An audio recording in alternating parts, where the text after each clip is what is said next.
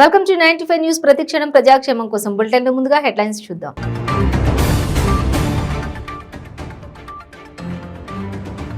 BJP MLA Raghunandan Rao కీలక వ్యాఖ్యలు. 4,000 కోట్ల విలువైన భూములను తోట చంద్రశేఖర్ కు అప్పగించారని విమర్శ.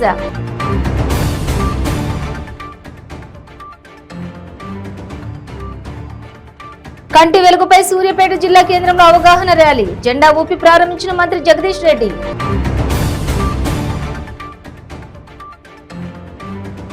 ఖమ్మంలో బీఆర్ఎస్ ఆవిర్భావ సన్నాహక సమావేశం. కొంతమంది ఎమ్మెల్యేలపై ప్రజల్లో వ్యతిరేకత ఉందన్న మంత్రి ఎర్రబెల్లి దయాకర్ రావు.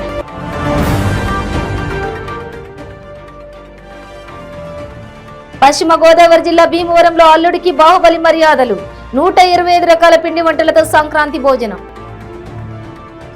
ఇక డీటెయిల్స్ చూస్తే బీజేపీ ఎమ్మెల్యే రఘునందన్ రావు కీలక వ్యాఖ్యలు చేశారు.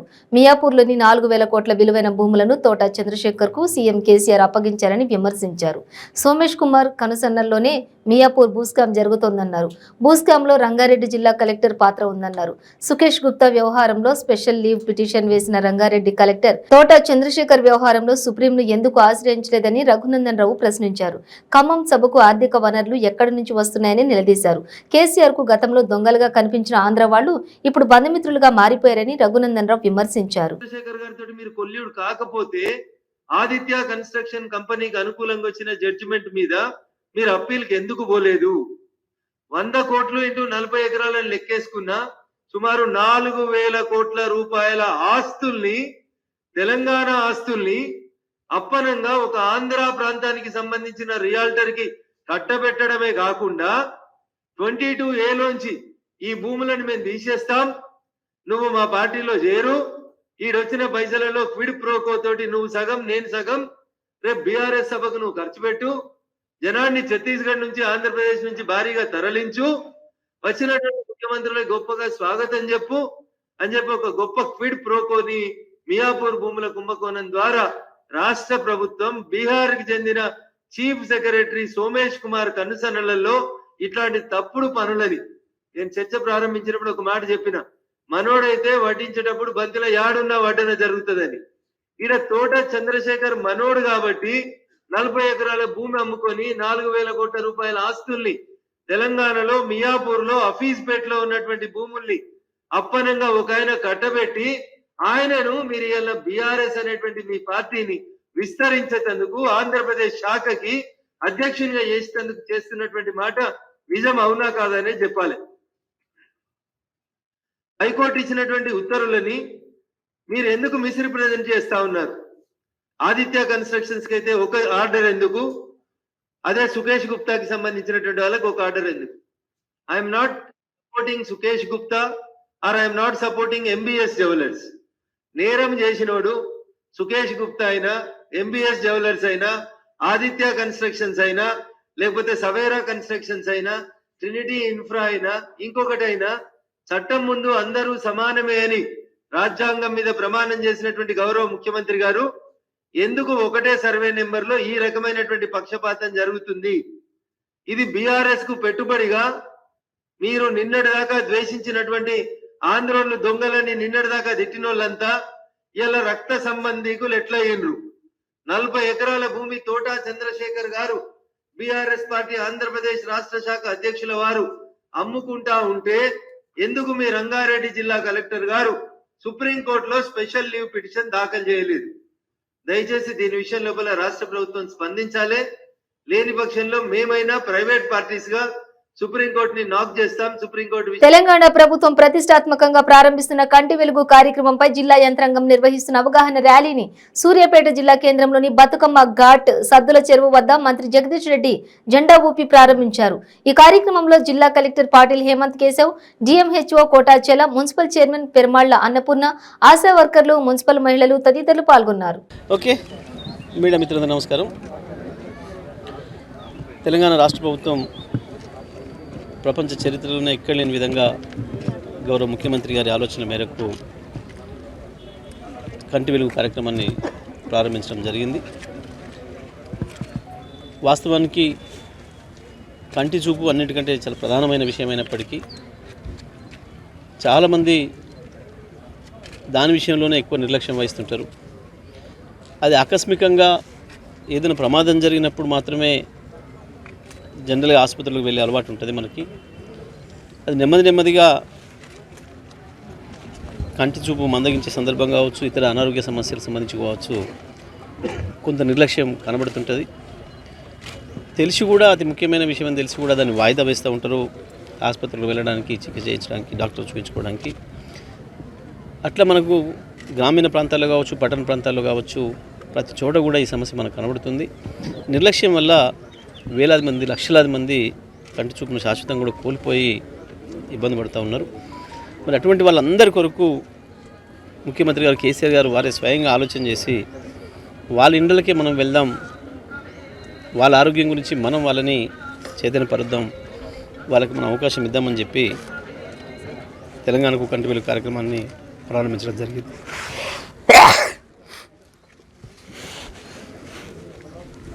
మొదటి విడత పూర్తి చేసుకున్నాం. ఆ తర్వాత రెండో విడత ఇప్పుడు రేపు 19వ తారీఖు, రేపు 18 నాడు ముఖ్యమంత్రి కేసీఆర్ గారు, కేరళ ముఖ్యమంత్రి గారు, ఢిల్లీ ముఖ్యమంత్రి గారు, పంజాబ్ ముఖ్యమంత్రి గారు వారందరితో కలిసి ఖమ్మంలో రేపు పొద్దున రెండో విడత కంటి వెలుగు కార్యక్రమాన్ని ప్రారంభించబోతూ ఉన్నారు. ఆ తర్వాత 19వ తారీఖు నుంచి అన్ని జిల్లాల్లో ప్రారంభమవుతుంది. సూర్యాపేట జిల్లాలో కూడా 19వ తారీఖు నాడు ప్రారంభిస్తాం. సూర్యాపేట జిల్లాకు సంబంధించి 600 పైగా క్యాంపులను ఏర్పాటు చేయడం జరిగింది. అందరూ కూడా, ప్రతి ఒక్క మనిషి కూడా వచ్చి వారి కంటిని పరీక్షించుకోవడానికి దాంట్లో అవకాశం ఉంది.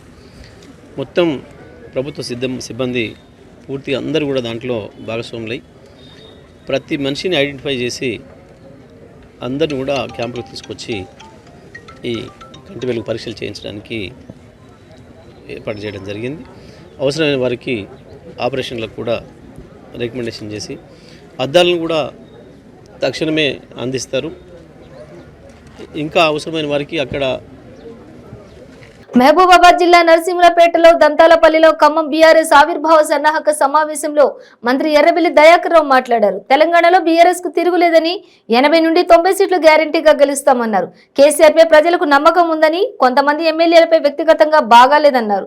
ఇక ప్రజలలో కొంత వ్యతిరేకత ఉన్న 20 నుండి 25 మంది ఎమ్మెల్యేలను మార్చితే బీఆర్ఎస్ కు 100 సీట్లు గ్యారంటీ అని అన్నారు. అంటే దేనికి ఎందుకు కోరుకోలేదు అర్థమైంది అని మీకు ఏమర్థమైంది? రేపు సీసీ రోడ్డు, ఈ రోడ్డు నేను ఎంక్వైరీ చేస్తాను. ఎన్నికల్లో ఉన్నవాళ్ళు నేను ఒక్కటే మిమ్మల్ని అందరినీ కూడా కోరేది, ఈ మీటింగ్ కూడా ఒక ఛాలెంజ్. మనం ఎందుకంటే మన భవిష్యత్తు కూడా దీని మీద ఆధారపడుతుంది. ఉండొచ్చు కొద్ది గ్రామాలలో కొద్దిగా కోపాలు ఉంటాయి, తాపాలు ఉంటాయి, కానీ నేను మన పార్టీ ముఖ్యం. ఈ పార్టీని మనం కాపాడుకోకపోతే అందరి భవిష్యత్తు కూడా దెబ్బతింటుంది. నేను మిమ్మల్ని అందరినీ కూడా కోరేది ఒకటే, కొంతమంది మూర్ఖులు మాట్లాడుతూ ఉంటారు. కొంచెం సీనియర్ నాయకుల ఆలోచన వచ్చింది ఏంటంటే బీజేపీ ఎంతమందికి లేస్తుంది అనేది కూడా కొంతమంది ఐడియా ఉంటుంది. అది లేపినా లేవదు, లేస్తుందా? కింద ఏముండదు. మీదనే కొంతమంది యూత్ మతం పేరు మీద తిరిగేటోళ్ళు ఉంటారు తప్ప కింద లో లెవెల్లో బీజేపీ లేవదు. బీజేపీ నాకు తెలిసిన కాడికి నాకు రాజకీయ అనుభవంలో 15-20 ఇళ్లలో పోటీ ఉంటుంది. మన వరంగల్ జిల్లా, పూర్వ జిల్లా కానీ, మహిబాద్ జిల్లా కానీ, ఖమ్మం జిల్లా కానీ ఇక్కడ కాంగ్రెస్ మనకే పోతుంటది. ఇట్లా ఒక 20-25 దాకా కాంగ్రెస్ పోటీ ఉంటుంది, ఒక 20-25 బీజేపీ పోటీ ఉంటుంది. మొత్తం పోటీ పడేది ఒక్క బీఆర్ఎస్ పార్టీ. మనకు సర్వేలు కానీ ఏ సర్వే చేసినా, నేను వ్యక్తిగతంగా సర్వే చేసినా 80 నుంచి 90 నుంచి ఈసీ గెలుస్తారు. ఒక 15-20 మంది ఎమ్మెల్యేలను మార్స్తే 100 దాటుతుంది. నాకు తెలిసిన కాడికి కేసీఆర్ పోటీస్తాం కానీ కొంతమంది ఎమ్మెల్యేల మీద కోపం ఉన్నది. రాష్ట్రంలో ఎమ్మెల్యే మీద మర్చిపోయినే ఉన్నది రాష్ట్రంలో. నేను ఒకటే మిమ్మల్ని అందరినీ కూడా కోరేది ఒకటే, మనకు పవర్ రాదని కాదు, ఇంకా కొన్ని పనులు మిగిలిన. పశ్చిమ గోదావరి జిల్లా భీమవరంలో సంక్రాంతికి వచ్చిన కొత్త అల్లుడికి ఇష్టమైన 100 రకాల స్వీట్స్ తో ఆహ్వానం పలికారు అత్తమామలు. అంతేకాకుండా అల్లుని సర్ప్రైజ్ చేస్తూ 30 అడుగుల బాహుబలి ఫ్లెక్సీని కూడా వేశారు. భీమవరం సుంకరం పెద్దయ్య వీధిలో కురిశెట్టి కాశీ విశ్వనాథ లక్ష్మి దంపతులు అల్లుడు నారాయణ అఖిల్ను మొదటి సంవత్సరం 125 రకాల పిండి వంటలతో, ఈ సంవత్సరం అల్లుడికి ఇష్టమైన 100 రకాల స్వీట్లతో మర్యాదలు చేశారు. ఈ సందర్భంగా అత్త లక్ష్మి మాట్లాడుతూ 125 రకాల పిండి వంటలతో అల్లుడికి మర్యాదలు చేయడం మొదట తామే మొదలు పెట్టామని, అదే ఇప్పుడు అందరూ ఆచరిస్తున్నారని తెలిపారు.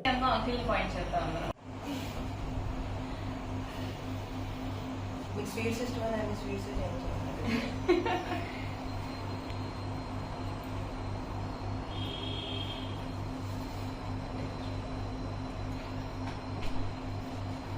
కింద సంవత్సరం 125 రకాల పిండి వంటలతో అల్లుడి గారికి ఫుడ్ ఫెస్ట్ కింద చేసాము. అసలు భీమవరంలో ఫస్ట్ మేమే స్టార్ట్ చేసాం. మేము స్టార్ట్ చేసాం అనుకున్నాం కానీ మొత్తం ఆంధ్ర అంతా కూడా వైరల్ అయింది. అప్పుడు దాకా ఎవరు పెట్టలేదనే విషయం మాకు తెలీదు. ఏంటంటే సరదాగా ఆయనకి పెట్టాలని, సర్ప్రైజ్ చేయాలని, బాగా పెట్టాలని చెప్పి చేసాము. ఈ సంవత్సరం ఏమో ఓన్లీ స్వీట్స్ పెట్టాలని చెప్పి, మా అల్లుడి గారికి స్వీట్స్ అంటే ఇష్టం, అందుకని 100 ఐటమ్స్ స్వీట్స్ పెట్టాము. ఆ స్వీట్స్ తో పాటు మొత్తం అన్ని థీమ్స్ కలిసేలాగా సంక్రాంతికి సందర్భంగా చెరుగళ్ళు, గుబ్బిళ్ళు, పాలపుంత, ఎద్దుల బండి, అన్ని స్వీట్స్ కూడా పెద్ద చేయించి ప్రత్యేకంగా ఆయన గురించి అని పెట్టాము. ఇది కాకుండా ఆయన సర్ప్రైజ్ చేయడం కోసమని స్పెషల్ గా ఫ్లెక్సీ ఒకటి తయారు చేయించామండి. 30 ఫీట్ ఫ్లెక్సీ అండి, బాహుబలి ఫ్లెక్సీ అనమాట. ఆయన ఉండేట్టు ఆయన స్వాగతం పలకడానికి ఫ్లెక్సీ తయారు చేయించామండి. తెలంగాణ ముఖ్యమంత్రి చంద్రశేఖర్ రావు తలపెట్టిన ఖమ్మం సభను విజయవంతం చేయాలని విశాఖలోని భారత రాష్ట్ర సమితి పార్టీ నాయకులు జేటీ రామారావు పిలుపునిచ్చారు. ఇందులో భాగంగా విశాఖ నగరంలోని సంపత్ వినాయక ఆలయం వద్ద చలో ఖమ్మం పోస్టర్లతో ప్రదర్శన నిర్వహించారు. ఈ సందర్భంగా ఆంధ్రప్రదేశ్ లో బీజేపీ చేసిన మోసాలను ఎండగట్టడానికి ఆంధ్ర రాష్ట్ర ప్రజలు చలో ఖమ్మం కార్యక్రమానికి తరలి రావాలని పిలుపునిచ్చారు. ఇప్పటికైనా ఢిల్లీలో పెద్దలు విభజన హామీలు అమలు చేయాలని డిమాండ్ చేశారు. ఈరోజు విశాఖపట్నం సంపత్ వినాయక ఆలయంలో కేసీఆర్ గారి బహిరంగ సభ విజయవంతం కావాలని చెప్పి ఉదయం నుంచి కూడా పూజలు చేస్తూ ఉన్నాం.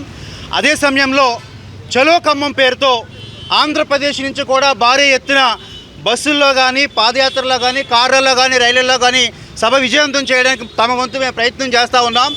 ఒడిషా నుంచి, ఛత్తీస్గఢ్ నుంచి, సరిహద్దు రాష్ట్రాల నుంచి కూడా పెద్ద ఎత్తున వస్తూ ఉన్నారు. ఆంధ్రప్రదేశ్లో కూడా తోట చంద్రశేఖరరావు గారి నాయకత్వంలో, కేసీఆర్ గారి జాతీయ నాయకత్వంలో కూడా బీఆర్ఎస్ పార్టీని బలపరిచేందుకు మేమంతా సిద్ధంగా ఉన్నాం. ఆంధ్రప్రదేశ్, తెలుగు రాష్ట్రాల్లో కూడా బీజేపీ చేసిన మోసాలని ఎండగట్టడానికి ఖమ్మంలో సుమారు 100 ఎకరాల్లో భారీ బహిరంగ సభ జరుగుతూ ఉంది. 4 ముఖ్యమంత్రులతో పాటు అనేక జాతీయ రాజకీయ పార్టీలు వాళ్ళు వస్తూ ఉన్నారు. కాబట్టి దేశ చరిత్రని మలుపు తిప్పే అతిపెద్ద గొప్ప ఘట్టంగా మేము భావిస్తూ ఉన్నాం. ఇప్పటికైనా ఢిల్లీ పెద్దలారా, మీరు ఇచ్చిన హామీలన్నీ కూడా నెరవేర్చండి. ఇప్పటికైనా అనేక హామీలు తెలుగు రాష్ట్రాలకు ఇచ్చారు. విభజన బిల్లుల హామీలు ఏ ఒక్కటి అమలు కాలేదు. కాబట్టి ఇవాళ కేంద్ర ప్రభుత్వంతో పోరాడే ఒక్క యోధుడు వచ్చాడు, కేసీఆర్ జిందాబాద్ అని చెప్పి ఈ ప్రాంత ప్రజలు అనుకుంటా ఉన్నారు. కాబట్టి ఖమ్మం సభను విజయవంతం చేయాలని మిమ్మల్ని ప్రతి ఒక్కరిని పేరు పేరున కోరుకుంటున్నాను. జేటీ రామారావు. విశాఖపట్నం కిరండూల్ రైలుకు చెందిన జనరల్ 2nd క్లాస్ కోచ్ కొత్త వలస అరకు సెక్షన్లోని శివలింగపురం స్టేషన్ సమీపంలో పట్టాలు తప్పింది. ఆ కోచ్లోని ప్రయాణికులందరినీ ఇతర కోచ్లకు తరలించారు. ఎవరికీ ఎలాంటి ప్రాణ నష్టం జరగలేదు.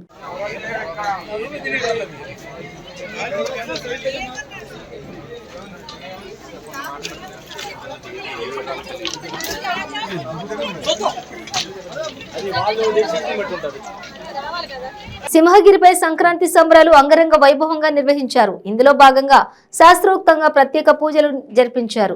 ఆలయ స్పెషల్ డిప్యూటీ కలెక్టర్ రామలక్ష్మి దగ్గరుండి పూల తోటలతో ఘనంగా గజేంద్ర మోక్షం పూజలు జరిపించారు. ఈ సందర్భంగా గ్రామ ప్రజలు, భక్తజనం అధిక సంఖ్యలో హాజరయ్యారు.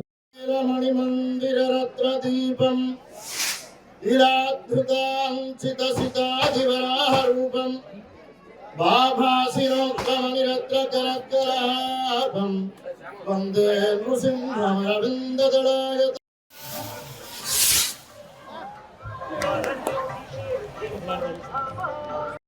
ఏనుగు లోపలికి వెళ్ళింది. ఆ ఏనుగుని ఆలు పట్టుకుంది. పట్టుకుని రాకుంటే ఏనుగు నేను ఇంకా బలం ఉన్నదంటే ఉన్నాను కదా.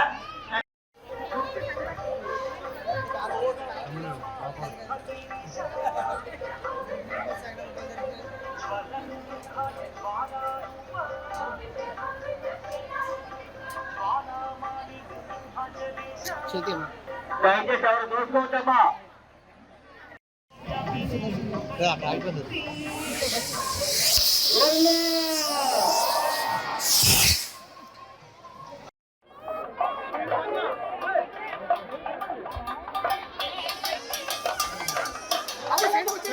ఆంధ్రప్రదేశ్ రాష్ట్రంలో విష సంస్కృతికి వైఎస్ఆర్సీపీ నేతలు ముఖ్యమంత్రి జగన్మోహన్ రెడ్డి ప్రభుత్వం దారులు తీశారని, సంస్కృతి సాంప్రదాయాలతో జరుపుకోవాల్సిన సంక్రాంతికి మద్యం జూదం ఆడించి 100 కోట్ల పండుగ పేరుతో నేతల జేబులు నింపుకున్నారని టీడీపీ సీనియర్ నాయకులు గోరంట్ల బుచ్చయ్య చౌదరి ఆరోపించారు. ఇవాళ నేను అడుగుతా ఉన్నా, మీరు ఏదైతే ఇంత చట్ట వ్యతిరేకంగా కార్యక్రమాలు నడుస్తా ఉంటే ఎందుకు నిరోధించలేకపోయారు? ఎందుకు దాన్ని మీరు ఆపలేకపోయారు? మీ ముఖ్యమంత్రి గారు ఏం చేస్తా ఉన్నారు? పూర్ణో స్టార్లు వాడు వాచ్ చెబుతారు, లోకేష్ గారి పర్యటనలు అడ్డుకుంటామని చెబుతారు పూర్ణో స్టార్లు. సంబరాల రాంబాబు లాటరీ పెడితే చట్ట వ్యతిరేకమైన లాటరీ నివర్తిస్తుంటే దాని ద్వారా దోపిడీ చేస్తా ఉంటే మీ ముఖ్యమంత్రి గారు ఏం చేశారు? ముఖ్యమంత్రి గారి సుందర ముఖార వెన్నంతో గేట్లు కట్టి పోటీ నిర్వర్తిస్తుంటే ముఖ్యమంత్రి గారికి చేమకుట్టినట్లయినా లేదా? ఇవాళ మేము అడుగుతా ఉన్నాం, కళారూపాలు లేవు, ముగ్గుల పోటీలు లేవు, ఎడ్ల పందాలు లేవు, ఏమున్నాయి? పందాలల్లా దోపిడీ, 3 ముక్కలాట, గుండాట్లు, ఎమ్మెల్యేలు సకుటుంబంగా వెళ్ళి దెబ్బలాడుతున్నారు డిపార్ట్మెంట్ మీద. మీ ఎమ్మెల్యేలే ఇవాళ ఆనపత్తిలోనో లేకపోతే కొత్తపేటలోనో మీ ఎమ్మెల్యేలే గుండాట ఆడించకపోతే ఒప్పుకోట్లా. ముఖ్యమంత్రి గారు, హోంమంత్రి గారు కూర్చొని హోంమంత్రి గారి సారథ్యంలో మీటింగ్లు పెట్టి ఆడుకోనియండి, యథేచ్ఛగా ఆడుకోనియండి అంటే కొత్త బరులన్నీ తెచ్చారు. ఒక జోద గృహంగా మార్చారు ఆంధ్రప్రదేశ్ని. జోదశాలకు ఎక్కడెక్కడ రాష్ట్రాల నుంచి ఆంధ్రాకి వస్తున్నారు. ఇవాళ మేము అడుగుతా ఉన్నాం ఎక్కడెక్కడి నుంచో క్యాష్ డాన్సర్స్ తీసుకొచ్చి మీరు నడుపుతా ఉన్నారు. డాన్సర్స్ పెట్టి ఎవరో చికోటి, వాడి మీద ఆల్రెడీ ఎంక్వైరీ నడుస్తున్నాయి. ఆ చికోటి లాంటి వాళ్ళు వచ్చి గుడివాడలో కూర్చొని ఇవాళ క్యాష్ నడుపుతా ఉంటే మీరు ఏం చేస్తా ఉన్నారు ముఖ్యమంత్రి గారు? ఇలాంటి తప్పుడు విధానంలో కళలు లేవు, కళారూపాలు లేవు, క్రీడలు లేవు, టూరిజం లేదు, అన్నిటినీ గంగలో కలిపేశారు. సంక్రాంతి ముసుగులో 300 కోట్లు దోచుకున్నారు మీ నాయకులు. పేదవాడి జేబులో 1000 కోట్లు ఎక్కడికో వెళ్ళిపోయినాయి. ఇది మీ సంస్కృతి. తెలుగు సంస్కృతిని కాపాడలేని దౌర్భాగ్యంలో మీరున్నారు. తెలుగు పండుగలకు కూడా వక్ర భాషని చెప్పే విధానం వచ్చారు. దురదృష్టం, మీ వల్ల రాష్ట్రంలో శాంతి భద్రతలు ముఖ్యమైపోతున్నాయి. అమాయకులు 2 బలైపోయారు. కోడి పందాల దగ్గర 2 బలైపోయారు. వీరికి ఏం సమాధానం చెబుతారు ముఖ్యమంత్రి గారు? వారికి సహాయం చేయాలని ఇంగిత జ్ఞానం లేదు మీకు ఎటు తిరిగి. మేము అడుగుతా ఉన్నాం, ఈ తప్పుడు విధానాల వల్ల సాంస్కృతిక వైభవం దెబ్బతింటుంది. తెలుగువాడి ఖ్యాతి మసకమారిపోతుంది. ఏదో సంబరాలు, ఆటల పోటీలు, ముగ్గుల పోటీలు, లేక కళారూపాలు ఇవన్నీ వదిలేసి అగ్నారెడ్డి ప్రదర్శనలు, ఫ్యాషన్ ప్రదర్శనలు, జోద గృహం అన్నీ నడిపేది. దీన్ని మేము తీవ్రంగా ఖండిస్తున్నాం. మీరు ఈ తప్పుడు విధానాలు మానాలి. ఏమైపోయింది మీ జీవో నెంబర్ 1? ఎవరి కోసం పెట్టు? ప్రతిపక్షాలు గొంతు అంచడం కోసం ఇన్ని వేల మంది గుమ్ము కొడతా ఉంటే మీ జీవో నెంబర్ 1 ఏం చేసావు? దేనికి? నాలుగు తీసుకోవడానికి పెట్టావా? సెక్షన్ 30ని మీరు ఏం చేస్తా ఉన్నారు? సెక్షన్ 30 పేరుతోటి ప్రతిపక్షాలు గొంతు నక్కడమా? ప్రతిపక్షాల వారు ఎక్కడికి వెళ్ళకూడదా? మరి ఇన్ని వేల మంది ఎక్కడికెక్కడ ఎలా గుమ్ము కొట్టారండి? దానికి ఏం సమాధానం చెప్తావు ముఖ్యమంత్రి? బుద్ధి జ్ఞానం లేని చట్టాలు తెచ్చి, ఎప్పుడో 1861 చట్టం తెచ్చి వాళ్ళు మా నెత్తిని రుద్దుతావా? స్వాతంత్రం వచ్చింది 47లో స్వాతంత్రం వస్తే 1861 చట్టం తెచ్చి మా నెత్తిని రుద్దుతావా? ఏ రాష్ట్రం? ఖమ్మంలో రేపు జరగనున్న బీఆర్ఎస్ బహిరంగ సభ ప్రాంగణాన్ని మంత్రులు ఎర్రబెల్లి దయాకర్ రావు, సత్యవతి రాథోడ్ పరిశీలించారు. ఈ సభ ద్వారా జాతీయ రాజకీయ పార్టీలకు బీఆర్ఎస్ సత్తా ఏంటో తెలుస్తుందని అన్నారు.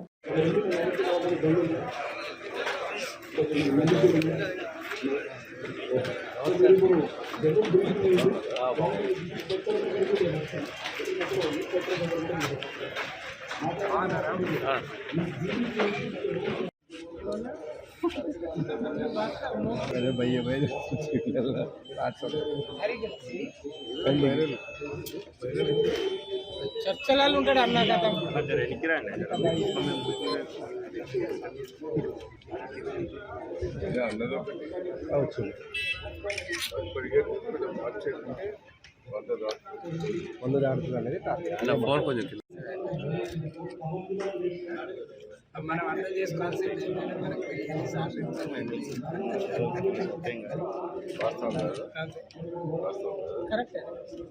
నెల్లూరు జిల్లా దగదర్తి మండలం దామవరం గ్రామంలో దారుణం చోటు చేసుకుంది.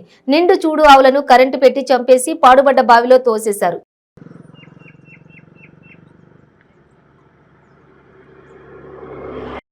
ఇది పక్క పక్కలా కనపడుతున్నాడు జాడ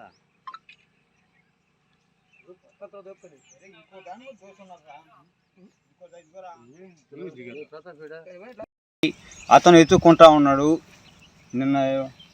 నిన్న పెద్ద పండుగ రోజు వాళ్ళు ఎవరో ముందు తాగుతా చూసుకొని పలాంటి ఎక్కడ ఆవులు పడి ఉన్నాయని చెప్పారు. వచ్చి చూస్తే అయ్యే మాకు జీవనాధారం. దామవరం రోడ్డు ఎలా పడి ఉన్నాయా? బావిలో పడిపోండి. ఎవరన్నా తెచ్చి తోసేసారా లేకపోతే ట్రాక్టర్తో తీసుకొచ్చి తోసేసి ఉన్నాయి. పాడుపడ్డ బావిలో పోయి 6 రోజులు పోయినాయి. తిరిగినాను. నిన్న దామవరం 6 గంటలకు ఒక పోపుడు చెప్పాడు. ఇక్కడ వాసన వస్తాయని పోయి చూస్తే నా ఏ ఆవులు తేగర పాట కూడా ఉంది. అడిగి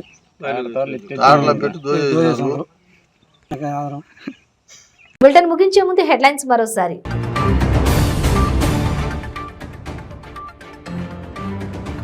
బీజేపీ ఎమ్మెల్యే రఘునందన్ రావు కీలక వ్యాఖ్యలు. 4,000 కోట్ల విలువైన భూములను తోట చంద్రశేఖర్ కు అప్పగించారని విమర్శ.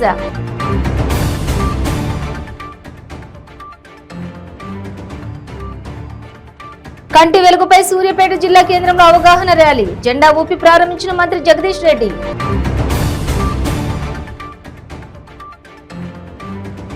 ఖమ్మంలో బీఆర్ఎస్ ఆవిర్భావ సన్నాహక సమావేశం. కొంతమంది ఎమ్మెల్యేలపై ప్రజల్లో వ్యతిరేకత ఉందన్న మంత్రి ఎర్రబెల్లి దయాకర్ రావు.